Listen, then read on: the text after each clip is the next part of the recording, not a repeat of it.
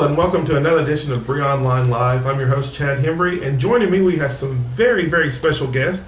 First of all, I want to introduce Greg Timpton here from the Battle of Richmond Association, and also Emily Burns from Battle of Richmond, and she's got three special guests. I'll let her introduce here. Well, this is Garrett Burns, Sarah Burns, and Anna Burns. Your lovely children. My children, yes. Who are actively involved with you in this living history, right? They have been volunteers at the Battle of Richmond Association as long as I have. Oh, and wow. They are very hardworking children. So you've been raised on history. Yeah. That's great. Well, what we have brought you on Bree Online Live for is to plug an event that you are working on, and then we'll let you talk a little bit about the Battlefield Association in general as well. But first of all, we want to talk about Professor Moritimer T. Beazleys Traveling Hall of Oddities. It's a mouthful, isn't it? Yes, it is. Well, we had an idea that we wanted to do something at the battlefield in honor of Halloween. A lot of people find that they like the doors to be open so that they can tour the house, and we were looking for a reason to have it open, and weren't really into the ghosty kind of thing. We didn't want to scare people. We wanted to have fun, so we came up with the idea of the Traveling Oddities Museum. Hoaxes and fakes and freaks and all sorts of fun things. Well, it sounds like a blast. You were telling me some of the different things that you were going to be featuring in there, like the Siamese twins, yes, and the man-eating chicken. We'll have a fortune teller. Okay. We'll have a snake charmer. We'll have a contortionist. The dog-faced boy, which is important, in so many ways. We'll have the world's strongest boy. That's Garrett over there. All right. His muscles. We'll have General Thomasina Thumb. Instead of General Tom Thumb, as it would have been in the 19th century. The bearded lady. The bearded lady, the tattooed lady, the world's tallest lady. We're going to have a house full. Oh, wow. This is great. So you got a lot of volunteers that have stepped forward for this. Oh, absolutely. Absolutely. Well, it is nice that it's an alternative to the real scary jump out and make your heart skip a beat type ones that are out there, and there are several this year. Right. That we were talking about that earlier. But like I said earlier, I think that the more there are, the better it is for the word to get out that this is something we can do, and you're offering a viable alternative right. to the traditional haunted house or whatever. Well, and it helps preservation. Entrance is $2 for adults and $1 for children, and that all goes to the Battle of Richmond Association for programs, historic educational programs.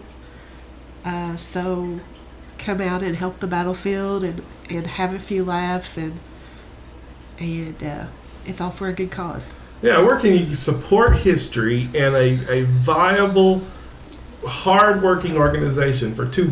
That's a pretty good deal. All right. Now this is going to take place on Friday and Saturday. Friday, right? October 29th, and Saturday, October 30th, 6:30 to 8 and 8:30 to 10. And we'll make sure that's posted on Bree Online and Richmond Connected as well, so that those schedules will be out there. So we'll make sure that that's well publicized for you. We appreciate that. Okay. So who is Mortimer T. Beazley? We have a couple. Oh, you have a couple? Yeah, so that, every group gets a Mortimer T. Beazley. Phil Seifert will be one. Okay. And Greg will be the other. Okay. That way we can kind of keep the lines moving. We can start a tour every 15 minutes, and because we can only take so many people in the house at one time, and hopefully we'll have hundreds of people out there. Well, that's great. So, are you excited? Is this your first haunted house or whatever Halloween? Well, other than being the scary, type, yeah, it's my first one. I'm kind of anxious because Philip and I will be about the only ones that have a speaking part, and I'm going to have to memorize all this. It'll come to me. It'll be rough the first time until you walk through, and then it'll be old hat the rest of the time. Well, likely we're going to do a run through, a few days before just to make sure I may get replaced. You give the family run through, right? Yeah. It's when you let the family run through it. Yeah. Now, what got you started into the Battle of Richmond Association? With myself, a friend of ours, she's been involved with it with reenacting for over 25 years, and she got involved with the Battle of Richmond, and knowing that I love to cook, she asked me and my sister to help form the ladies' social that we do every year at the at the event. And we volunteered the first year, and then the second year we joined up. We just love the people. They're very friendly, outgoing. They welcome you. It keeps growing. I keep getting more involved in more events, and it's snowballed. It's a lot of work, but it's fun. It doesn't seem like work when everything's done and over with. And you're having a lot of events out there. We have Living History in May, where area 4th and 5th graders come out and learn about history. We have the battle in August. We have the Halloween thing now. Last year we did a Christmas open house, and we had Christmas tours. It seems like there's something going on all the time. We have a Battlefield car show also in May. Well, and the powwow was out there, right? And the powwow in September. Yeah, okay, yeah. So, we actually had pictures from that. And I noticed you're in a lot of the pictures out there. She's very photogenic. I don't know if you migrate to the camera or you're just that busy. I think I'm probably just that busy. That busy, that sounds like to me. Well, why don't you tell me about some of the experiences you all have? You can start there. I'm in 8th grade this year, and my history teacher, she's really involved out at the battlefield. So, she gets us to...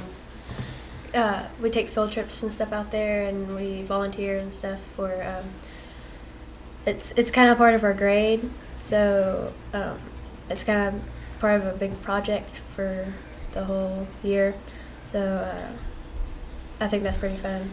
Does it make you feel special knowing that you're part of something, and when they talk about it, you're like, oh, I know about that? Yeah. I think she got to be the class expert this year. Yeah. Well, that's good. Well, congratulations. Well, I know you're working out there a lot, too. I see lots of pictures of you. And, Garrett, why don't you tell us about what you think about the battlefield and how you like working with it? It's just fun to go out there and help out. And then it's just fun to reenact. Because you learn, every reenactment you go to, you learn a little bit more about that spot. That's great. So you have fun, though? Yeah. What do your friends think about it?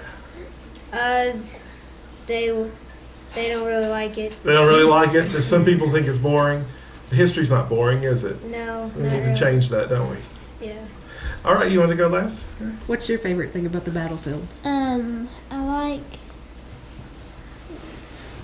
She likes to look for... artifacts. Oh, future archaeologist, maybe? Well, she digs very well. I'll have to say that. Well, you'll need to talk to me later because my sister-in-law is an archaeologist. And she's been all over the world digging. Phil, he said the Burns kids have found more artifacts than the archaeologists. Oh, wow. We have a huge box of them. That's great. So you like collecting them and cataloging them and see what they are? That's great. Well, I hope that works out real well for you in the future. We need people that are interested in that. Okay, what is there, besides this event, you said there's something in Christmas you do as well, so that'll be after The this? second weekend in December, we'll have a Christmas open house, and it will be a scripted walk through history. Last year, it was pretty much about Kentucky's sons were in both armies. And last year, the main focus of the Christmas open house was the two brothers that came home for Christmas from different sides of the war. We also let children make period Victorian Christmas ornaments and decorate a tree. And we had some period snacks to hand out. So we're looking forward to that again. Well, and we'll probably get you back in before then to talk about it. Great. Because, we're trying to give you a lot of publicity out there because it's just such great work that you're doing out there. And we know it's hard work. And the only reward you're getting is, is that you see something happening that you believe in. It's a good cause. Yeah. And it's well worth all the time and the effort we put into it. Well, it's been great having you on here. Now, you have a book here that kind of inspired some of the oddities in your hall. Well, I don't think we realized how much the oddities shaped the Victorian culture. And I read this book by Michael Mitchell, and one of our volunteers brought it up to our attention. And I don't think we realized society's interest in piebald boys and fat ladies and dog-haired boys, and I don't think we realized how important that was. How big of a role it played, because there wasn't TV or anything. So this was, and the book's called Monsters: Human Freaks in America's Gilded Age.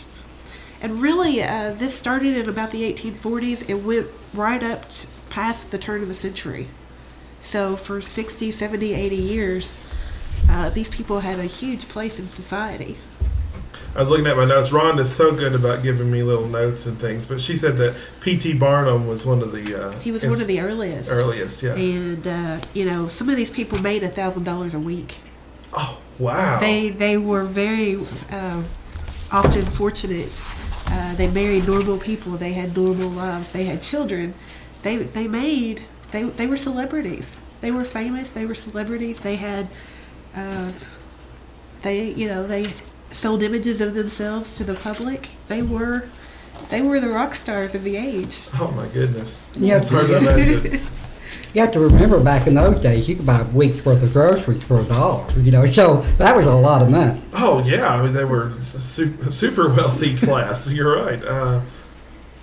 Well, it's a very neat book, and we'll have to make sure that we have a link to where you can buy it. I'm sure that Amazon carries it, so we can make a link to it so people can find the book as well. Well, once again, let's talk about it. It's the Mortimer T. Beazleys Hall of Oddities. Right. And it's going on the 29th and the 30th in the evenings.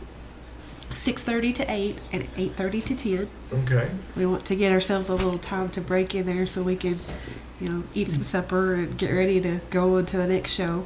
But both nights, looking forward to it. $2 for adults, $1 for children. Yes. And we'll make sure that like I said, it's posted on Bree Online and Richmond Connected. How to get there. We'll have directions and the times and everything like that.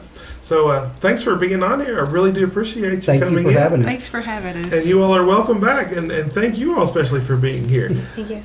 All right. This has been another edition of Bree Online Live. I'm your host, Chad Hembree. Join us for another episode.